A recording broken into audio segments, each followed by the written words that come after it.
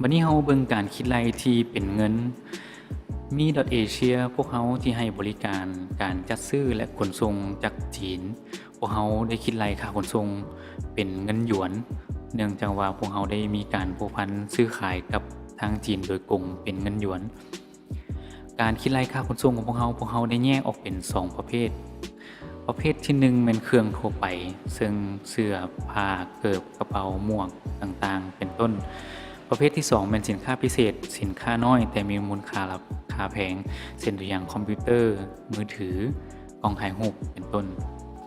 การคิดรายค่าขนส่งของพวกเราได้แยกออกมาเป็นว่าแยกออกเป็น2ส่วนเนาะส่วนที่1เป็นกิโลทำอิฐจะ15หยวนสำหรับเครื่องทั่วไปกิโลทำอิฐของสินค้าพิเศษแมน18หยวนและทุกๆครึ่งกิโลต่อไปของสินค้าทั่วไปแมน 3.6 หยวน 4.5 หยวนแมนของสินค้าพิเศษและการคิดรายแต่ละครั้งแมนพวกเขาคิดรายตามแพ็คเครื่องซึ่งขั้นต่ำของการคิดรายต่อแพ็ค1แมนอยู่ที่1กิโลกรัมหรือว่า15หยวนและก็18หยวนเจ้าวันนี้เราเบิ่งตัวอย่างของการคิดรายค่าขนส่งที่เป็นตัวอย่างตัวจริงเนาะซึ่งเมื่อกี้เรามีสินค้าที่มีน้ำหนักเทียบปริมาตรอยู่ที่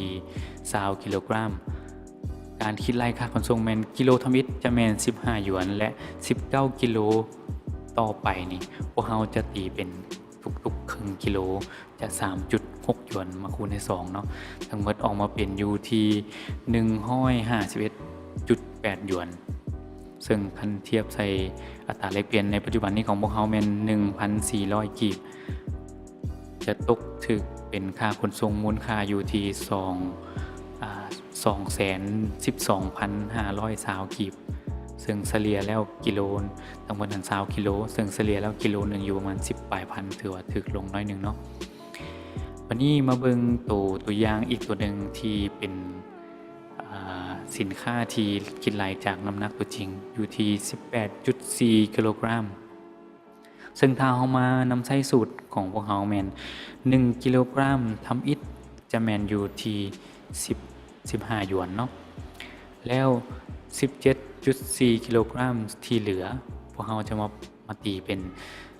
17.5 กิโลกรัมมาตีเป็นทุกๆครึ่งกิโลอยู่ที่ 3.6 มาคูณให้2สุดท้ายมาผลได้รับของค่าขนส่งมันอยู่ที่141หยวนเนาะและมาคูณให้อัตราแลกเปลี่ยนในปัจจุบันนี้เลยกลายเป็นอยู่ที่ 197,400 นี่แม่นการคิดรายในรูปแบบ2รูปแบบที่เราได้ยกตัวอย่างเนาะหวังว่าวิดีโอนี้จะได้อธิบายให้ทั้งเรื่องของลูกค้าทั้งหลายเนาะได้เข้าใจถึงรูปแบบของการคิดรายค่าขนส่งและวิธีการคิดรายค่าขนส่งซึ่งสรุปแล้วคือพวกเราจะคิดรายจากน้ำหนักตัวจริงมาเทียบกับน้ำหนักเทียบปริมาตรตัวจริงว่าตัวใดที่ให้การว่าคิดรายออกมาแล้วตัวใดที่พวกเราจะมาเลือกเนาะในการคิดรายค่าขนส่งถ้ามีอย่างบ่เข้าใจทางลูกค้าสามารถส่งคำถามมาถามพวกเราได้หรือว่าติดต่อมาทางโดยตรงที่หน่วยบริการของพวกเราเนาะ020-789-39455ขอขอบใจหลายๆสำหรับเวลาในการรับชมรับฟังเนาะ